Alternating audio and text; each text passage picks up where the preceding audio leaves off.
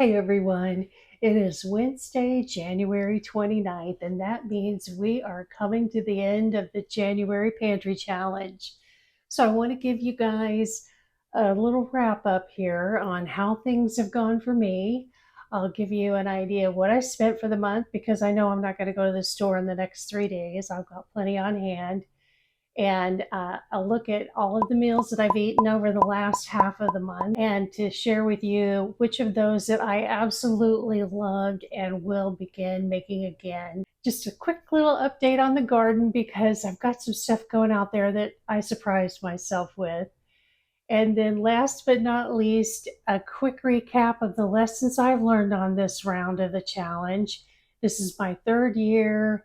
I always learn something about myself and how I want to go at things a little differently in the future following the challenges. And I'm sure most of you could say the same. So let's go over it all. First up, let's talk about my little bit of a winter garden I have going. I'm growing a sugar pumpkin, you guys. First time ever. And now I'm also growing some sweet potatoes. We'll see how they do. They didn't like the cold very well.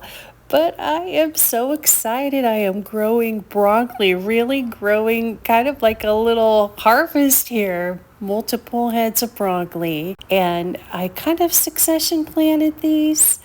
They don't get a lot of sunlight here, maybe 5 or 6 hours a day, and they just started to grow these little flowers. So I think I've got to cut these heads off and take them in and start eating on them.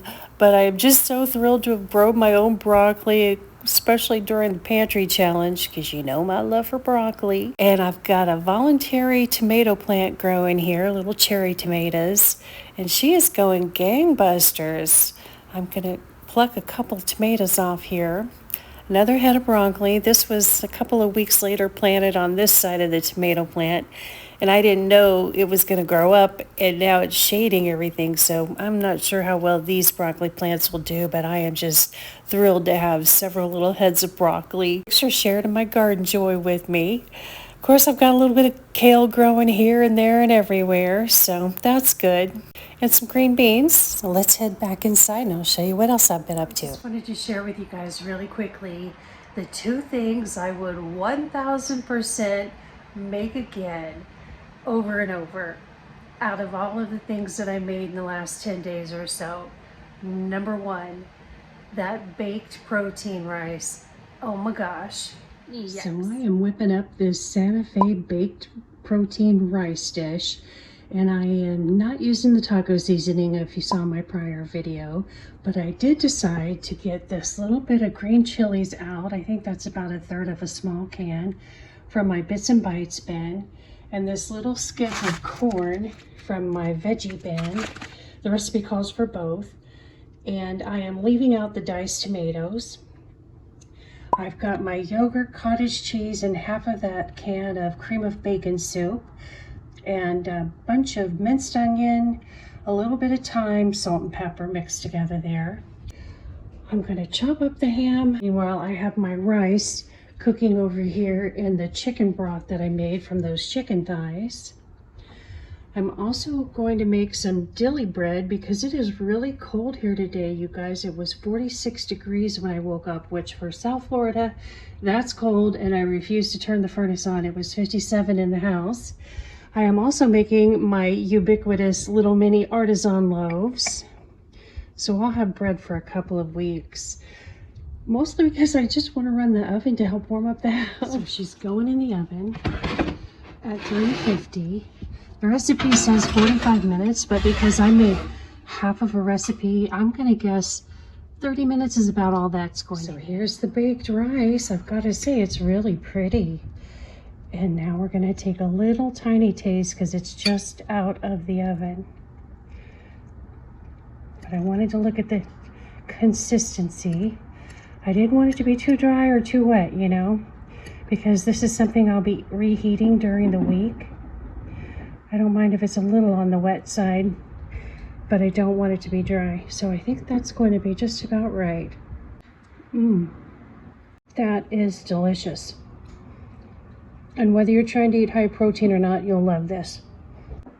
The creaminess that comes from the cottage cheese and the yogurt combined with a little tiny bit of spice from the green chilies, a little black pepper. Delicious, highly recommend. And the second one would be those pizza dough breadsticks. Oh wow, those were so good. I am going to make my traditional football pizza, and this time around I am digging in my sauce bits and bites bin because I have this pesto sauce that's mixed with cream cheese in here left over from my last run. Last year, some of you may have caught my video where I made Super Bowl football foods, and I whipped up these breadsticks. So just to thumbnail it for you, and I'll put a link to that recipe or that video down below. I made one full recipe of pizza dough and I cut it in half because I'm only cooking for me. So out of half of that dough, I rolled out a shape and cut it into a football shape, and then rolled another one because these are going to get stacked on top of each other. I will spread some of this pesto cream cheese. It's just typical cream cheese mixed with jarred pesto sauce, and I think I added a little extra garlic. And I will spread that on the bottom one. Then I will put the top one on and cut breadsticks out and give those a twist. I'll show you here in a minute. I'm going to give this cream cheese mixture a good squeeze around. You know how that is, it's been frozen. So I've got my cream cheese pesto spread on this little football dough. I used probably the equivalent of half a cup.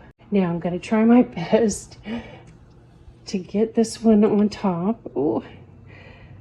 Kind of just stretch it to make it fit. It doesn't have to be perfect because you're going to cut these and twist them. So now I'm going to pinch the edges just slightly and just leave the end as an end. I learned last year. Now the trick here is you want to leave a little space in the middle, whether you're making a Christmas tree or a football.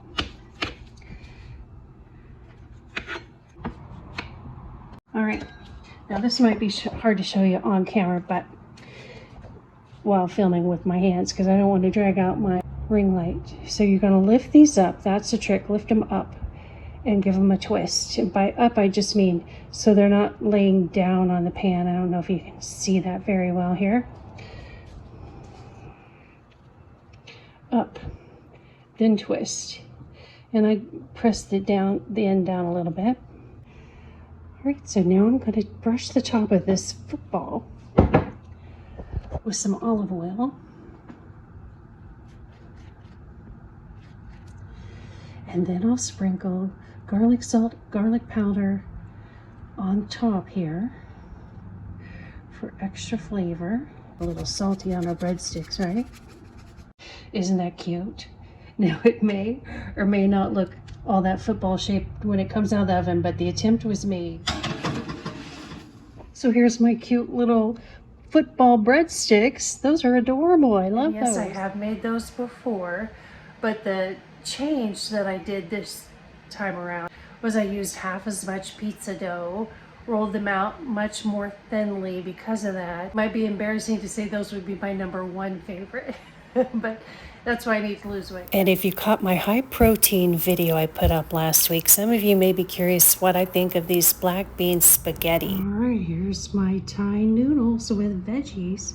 Now this might not be the prettiest dish you've ever seen, but I'm telling you that sauce smells fantastic. Let's hope the noodles are delicious too. Those black bean noodles are surprisingly good. Texture-wise, to get a non-flour based pasta that cooks up like pasta and chews very close to pasta, I'm calling that a 5 out of 5 on those black bean pasta noodles. So let's talk about what I've learned in this challenge.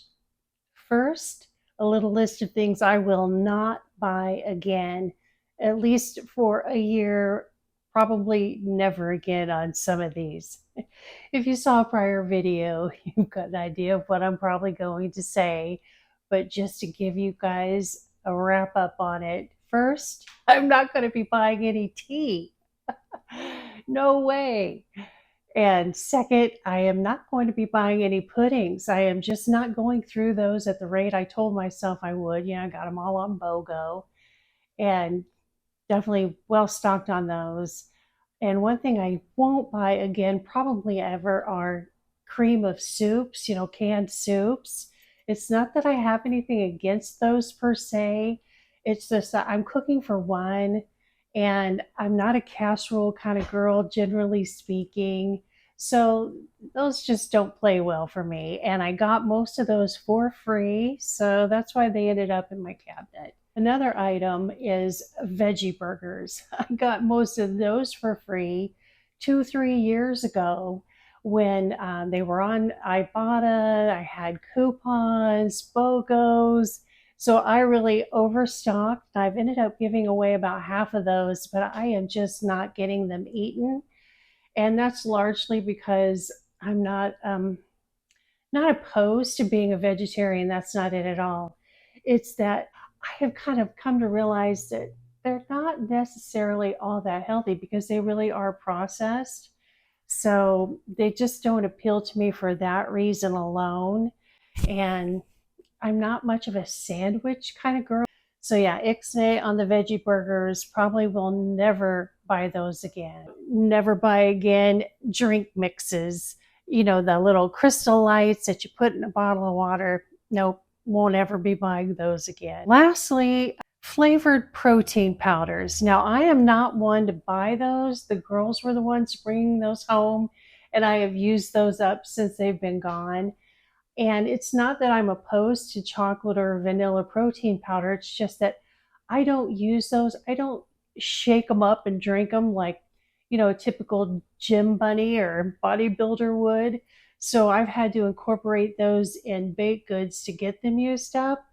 And I personally would prefer to buy the unflavored protein powder because you can use it in so many different ways. And then if you want to add a flavor to the recipe or the drink, you put some cocoa in there or some vanilla, right? It's pretty much my list of no buy or probably won't buy in the future items. If you saw my little video that I put up when I ran out of cream and I opened those little cans of crema that I had stockpiled, and it just wasn't working in the video. But then a really helpful viewer, Stephanie, thank you, Stephanie, gave me the idea to throw it in the blender with some water. And I did that. And oh my gosh, what a world of difference. It actually made it taste differently somehow than just putting a blob of it in my coffee and stirring it up, never mind the lumps in the coffee. Got rid of those too. So I actually ended up liking that stuff. Even though in the video I said I'd probably never buy it again, I would buy that again just to have it on the shelf, 1 or 2 cans for those times when I'm doing a pantry challenge and let myself run out of whipping cream. I was surprised what a difference it made putting it in a blender with some water. And not just the crema in the can, but also if you caught that little video, I had bought some dehydrated heavy whipping cream. So, powdered milk, but cream form. And even though it was expired, it didn't smell bad or anything. And then I got to thinking, I wonder if I'd like this better if I tried throwing that in the blender with some water. And sure enough, you guys, totally tastes different than when you just put the powder in your coffee. It's crazy. So, yeah, lesson learned there in a positive way, I guess. Also, I learned that I really like PB Fit peanut butter powder. I just really have to consciously work at getting through that great big jar.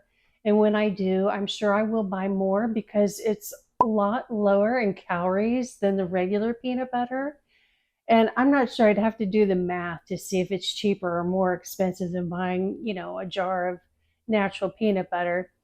But the fact that it has a lot less calories, it still really tastes like peanut butter. I think that's a total win and very high in protein for the additional flavor that it adds. So when I do buy more, I'll just buy smaller jars so I'm never at risk for letting, $14 worth of peanut butter powder go bad. Just didn't realize how much I was actually buying when I got it on Amazon. It didn't sound like that much when I clicked buy now. On my garden, a couple of things I've learned. 2 things. I really wish I'd had more peppers on hand because I just love peppers and they're so good for you, right? And I will plant a lot more in different ways out in my garden this year. I have not had very good luck the last 2 years. I think maybe it was a combination of timing. Maybe I needed more fertilizer. I've only been trying to grow them in the pots on the patio. And this year I'm going to try to grow them in the raised planter beds, which is kind of closer to, in the ground.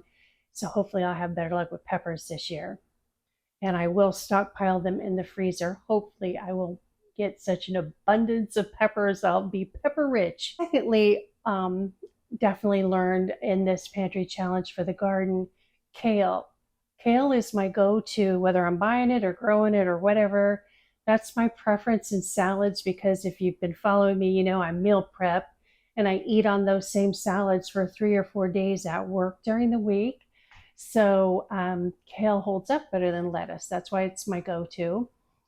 And I've got 2 or 3 different pots of kale out here, but this was the first year that I really made an effort to sort of succession plant the kale in different areas, and that has worked really well. I've been eating and eating and eating, and I still have plenty of kale out there. So that is definitely, I'm going to stick to that whether it's a pantry challenge or not. I'm going to make sure I'm well supplied in kale. Last but not least, I'm sure a lot of us can probably say this, but I am still working on resisting FOMO, the fear of missing out. And you've seen some videos, if you've been following me, where I brought home really great clearance meat deals, or that Truvia Sweet Complete brown sugar replacement. Okay, that is not what I'm talking about. Those are something I always use, always eat. Why wouldn't I get it at half price or less when I have the opportunity and stock up?